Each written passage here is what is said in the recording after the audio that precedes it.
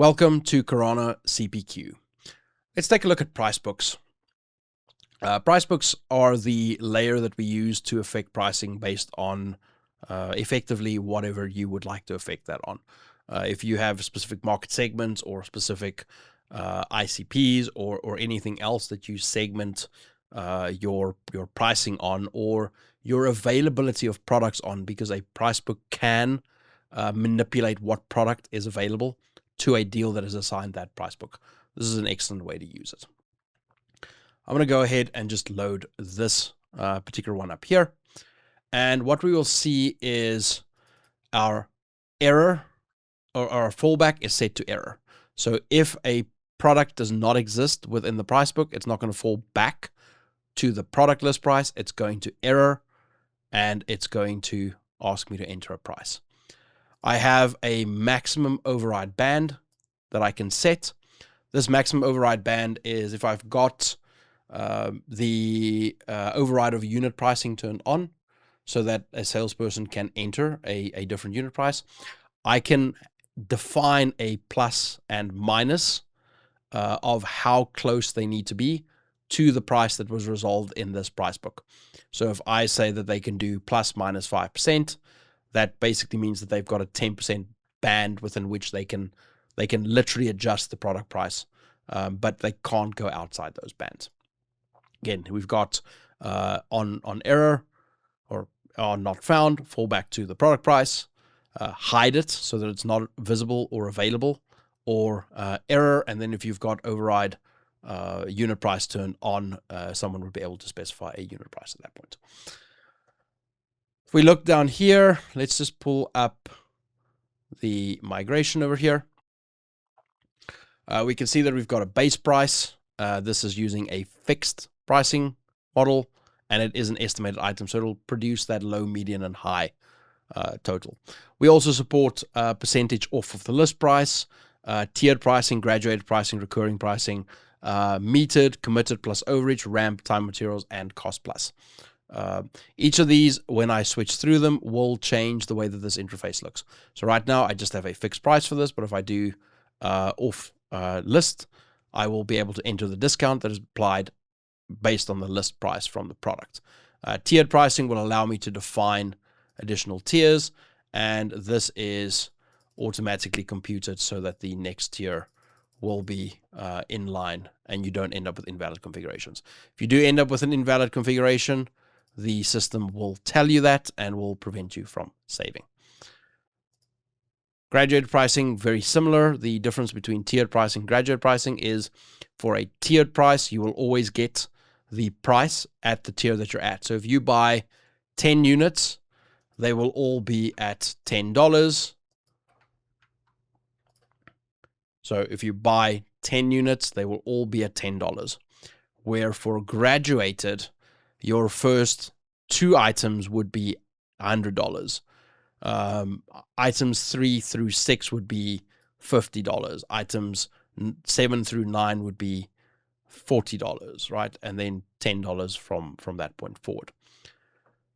That is graduated pricing. We support recurring pricing on various terms, and whether we're going to automatically generate a renewal document or not. Metered, which basically just has the metered unit, how much is included, what the overage rate is, and then what the price floor is, right? The minimum that you will be charged. Committed plus overage, again, you're being charged for a fixed amount, but if you go over that, you'll be charged more. We support ramp pricing for having different pricing in different periods. Time materials billing, so if you're doing role-based rate codes in order to bill at some price, this does support that. And then we can do cost plus. So we can override cost and then add a margin in here. We can also do a fallback to the product cost price if you don't want to override that within the Pricebook. Moving further down, we've got some pricing policy options in here. So if I want to, through this particular Pricebook, automatically apply a discount to this item, I can do that. So if I don't want to reduce the price, but I instead want to keep the same price and display a discount amount, I can do that through here.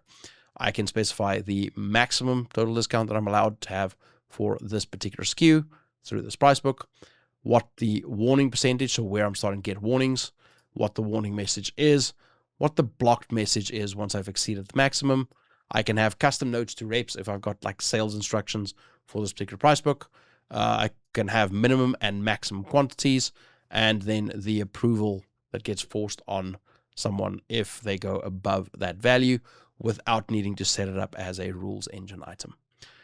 On the pricing parameter side, these are the parameters that have been set as effects pricing. This does not show all parameters, only ones that you have configured as effects pricing within your product configuration.